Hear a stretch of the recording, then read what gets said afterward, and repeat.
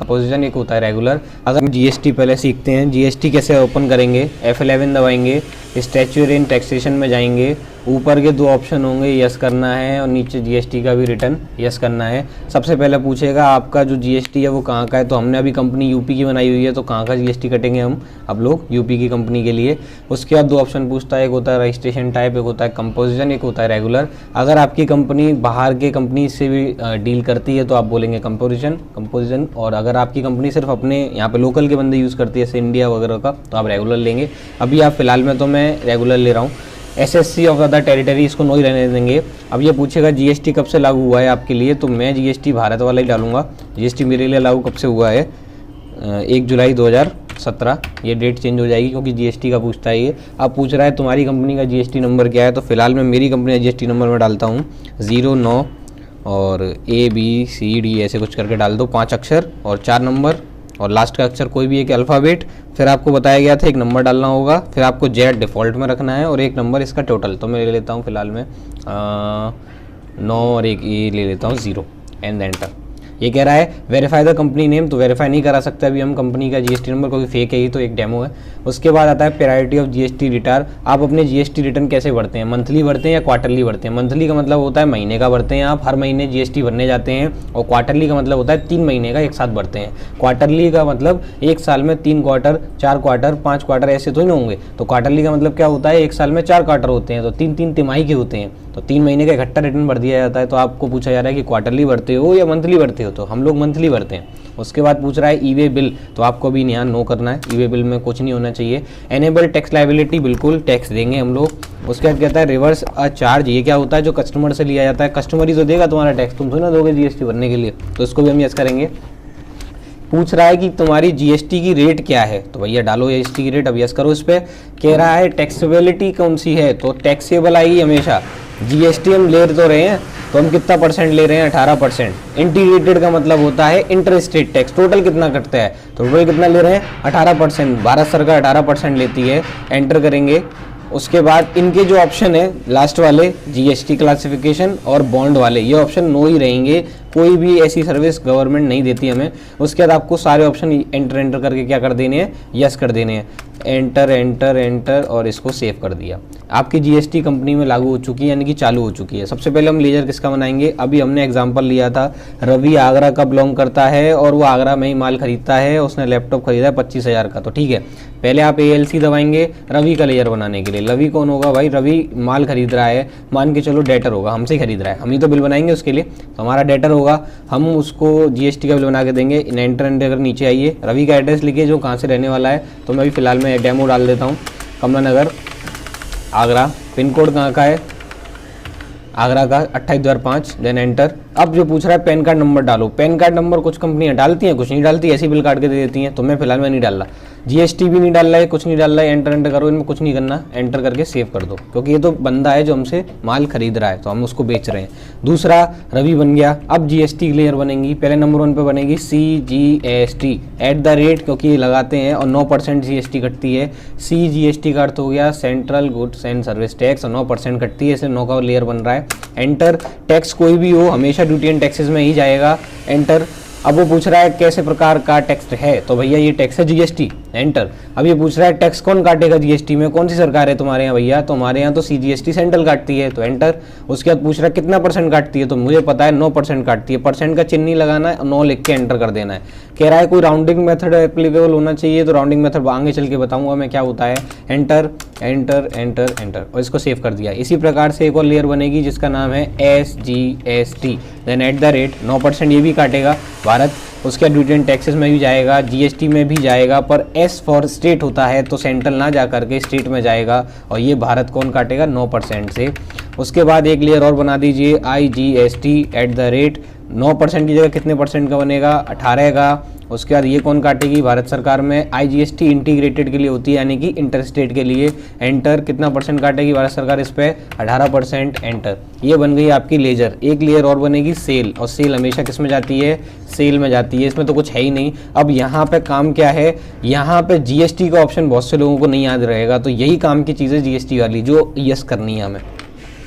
Applicable माने लागू होगी, जीएसटी यस करनी है और बताना है गवर्नमेंट को कि तुम सेल पे किस प्रकार का टैक्स कटवाना चाहते हो, क्या तुम्हारा टैक्स इंटर स्टेट है, क्या टैक्स तुम्हारा इंटर स्टेट नहीं है। तो हम लोग अगर इंटर स्टेट नहीं काटते तो हम लोग यहाँ पे लेंगे सेल टैक्सेबल, क्योंकि टैक्सेबल का मतलब होता है टैक्स कटेगा। और अगर हमारा टैक्स इंटर स्टेट होता है यानी कि IGST हम काटते हैं तो हमको लेना पड़ेगा inter state sales taxable.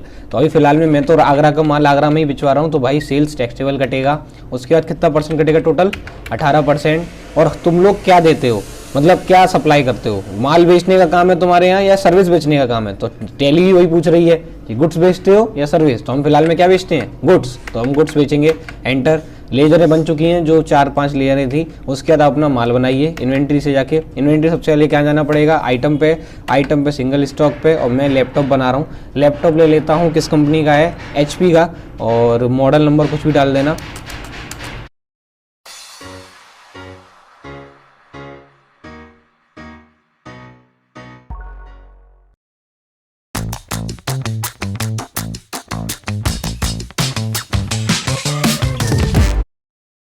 HP का लैपटॉप है, पीसेस में बनेगा। फॉर्मल नेम क्या होगा, पीसेस, PCS। पीसेस में कोई डेसिमल नहीं आता, पर GST इस पे कटेगी। यस, GST किस पे कटती है, हमेशा ऑन वैल्यू पे, ऑन रेट पे कभी नहीं कटती। टैक्सेबल ऑप्शन आएगा, कितना परसेंट कटेगी इस लैपटॉप के लिए, 18%, क्योंकि वो गवर्नमेंट को जाएगी, हमको नहीं जाएगी वो। अब फिर पूछ रहा है क्या लैपटॉप पे क्या बेचते हो या सर्विस देते हो, तो लैपटॉप तो वही गुड्स में आता है ना, सर्विस में से ना आता है। कितने लैपटॉप पड़े हैं तुम्हारे पास, 40 लैपटॉप है। एक लैपटॉप 35,000 का है, 14 लाख के लैपटॉप हो गए 40। Enter, save. माल भी बन गया, लेयर भी बन गई। अब माल बेचो व्यक्ति को, कहाँ से बिकेगा, सेल वाउचर से। बिल नंबर डालिए सबसे पहले, एंटर। पार्टी का नाम क्या था, रवि। अब ये कुछ डिटेल पूछ रहा है, इसमें तो कुछ नहीं करना, कंट्रोल दबाइए, सेल करना है। अब सेल क्या करना है तुमको, HP का लैपटॉप। कितना एक लैपटॉप था तुम्हारा, एक लैपटॉप है, और अभी हमने कितने का बेचा, सपोज एग्जांपल ले रहा हूँ 40,000 का बेच दिया। एंटर। पीसेस में बेचा, अपने आप ले लिया। एंटर। अब यहाँ पे बहुत इंपॉर्टेंट पॉइंट है, जब हम एंटर करते हैं यहाँ दिख रहा होगा ब्लैक ऑप्शन सा आ रहा है, एक एंटर करेंगे। अभी भी हम लेजर में ही चल रहे हैं, एक और एंटर करेंगे।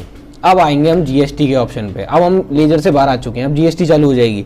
सबसे पहले अगर हम आगरा के बंदे का बिल बना रहे हैं तो भैया पहले C कटना चाहिए, क्योंकि सेंट्रल को जाता है। और जैसे ही मैं एंटर दबाऊंगा, अगर मैं एंटर दबाऊंगा और उसके बाद GST अपने आप ही कटती है तो मैंने सब कुछ सही काम किया है। और अगर मैं एंटर दबाऊंगा GST नहीं कटती तो यानी कि कुछ ना कुछ गलत काम हो गया, गलती से कोई ऑप्शन बंद हो गया। तो एंटर करके देखते हैं कि हमने सही किया है या गलत किया है। ध्यान से देखिए, 40,000 पे 9% से टैक्स करना चाहिए 3600, तो बिल्कुल एकदम से अपने आप ही निकल के आ गया, यानी कि हमने सारे ऑप्शन एकदम से सही किए हैं। और एंटर करके इसी प्रकार से किसको और टैक्स दे देंगे हम, SGST को। इस पे भी एंटर करेंगे, अगर इसमें भी कट गया टैक्स तो हमने बिल एकदम सही बनाया है। एंटर। इस पे भी कट गया 3600 रुपये, हमने तो कुछ करा ही नहीं कैलकुलेशन में।